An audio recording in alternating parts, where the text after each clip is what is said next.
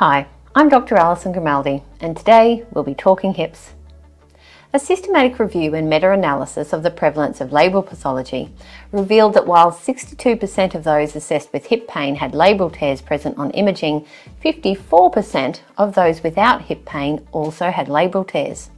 Therefore, while the labrum may be a source of nociception, presence of labral pathology may be irrelevant to the pain presentation of an individual who presents to your clinic with positive imaging findings.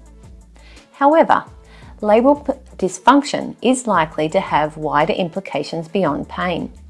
The labrum has important joint protective functions, which will be adversely affected by the pathology, but also by surgical labral debridement. It's important to be aware that most arthroscopic surgeries of the hip include debridement and not repair of the acetabular labrum. Such surgical procedures do not restore labral function.